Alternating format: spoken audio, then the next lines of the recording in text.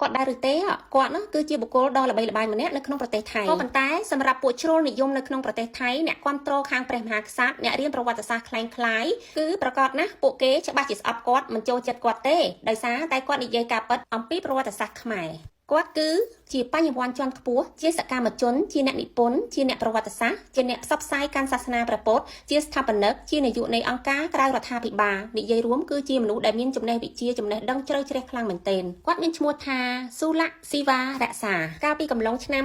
2018មានសារព័ត៌មានអន្តរជាតិជាច្រើនល្បីៗនៅក្នុងពិភពលោកបានចុះផ្សាយអំពីករណីរបស់គាត់ដែលគាត់បាននិយាយទៅប៉ះពាល់ដល់ព្រះមហាក្សត្រថៃហើយគាត់ត្រូវប្រឈមមុខនឹងជាប់ទោសទណ្ឌចំនួន15ឆ្នាំពេលនោះគាត់ធ្លាប់រិះគន់ស្ដេចមួយអង្គនៅក្នុងប្រទេសសៀមកាលពីចំនួនយូរលោកណាស់មកហើយកំឡុងសតវត្សទី16តាំងពីមុនរាមាទី1ក៏កើតឡើងទៅទៀតអញ្ចឹងកាលពីចំនួនស្ដេចមុនហ្នឹងមានការចម្បាំងជាមួយនឹងប្រទេសជិតខាងដណ្ដើមយកប្រទេសខ្មែរយើងមិនអស់ចិត្តអីវាយឆ្លោះជាមួយនឹងខាងប្រទេសភូមាជាដើមអញ្ចឹងលោកស៊ូឡាក់ហ្នឹងបាននិយាយរិះគន់អំពីស្ដេចតាំងពីយូរលង់ណាស់មកហើយគាត់ក៏ត្រូវ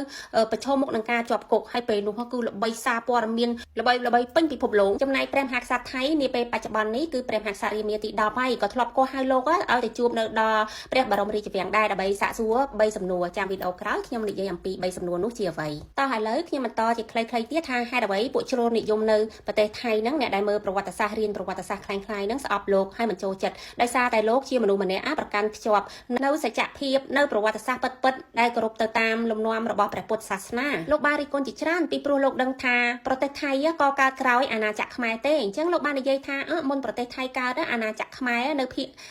ផ្សេងនៅក្នុងប្រទេសថៃរហូតដល់បាងកកឯណោះទទួលឥទ្ធិពលតាំងពីសាសនារបៀបស្ដាយសំណង់ភាសានិងប្រាសាទនានាហើយលោកក៏បានរិះគន់អ្នកដែលទាមទារថាប្រាសាទនឹងជារបស់ដូនតាថៃហើយសៀវភៅប្រវត្តិសាស្ត្រសៀវភៅឲ្យក្មេងរៀនតាមសាលាអ្វីគឺសិតតែលុបបំបាត់អ្វីជារបស់អាណាចក្រខ្មែរទាំងអស់ហើយបង្កើតថាអ្វីជារបស់ខ្លួនឯងក្នុងន័យនេះមិនមែនមានន័យថាគាត់មិនទោសបង្អាប់លើជនជាតិរបស់ខ្លួនគាត់ឬក៏កាន់ជើងលើកដំកើងជនជាតិខ្មែរទេគឺគាត់និយាយតែការពិតអ្វីនៅក្នុងប្រវត្តិសាស្ត្រទាំងអស់គាត់មិនបាននិយាយថាថៃលួចអ្វីពីខ្មែរទេគាត់ប្រើពាក្យថាជាការបំលែងជាការខ្ចីជាការបន្សាំជាការទទួលឥទ្ធិពលពីអាណាចក្រខ្មែរគាត់ក៏បានលើកបង្ហាញអំពីបញ្ហាប្រាសាទព្រះវិហារប្រាសាទអង្គរវត្តប្រាសាទនានាដែលមាននៅក្នុងប្រទេសថៃនិយាយទៅថាគាត់និយាយការពិតគាត់ជាអ្នកប្រវត្តិសាស្ត្រពិតប្រាកដដែលមិនបានคล้ายប្រវត្តិសាស្ត្រទេសម្រាប់ពួកថៃដែលសន្តានជាចៅសុទ្ធតែម្ដងហើយចោទខ្មែរយើងថាជាទីស្ករថា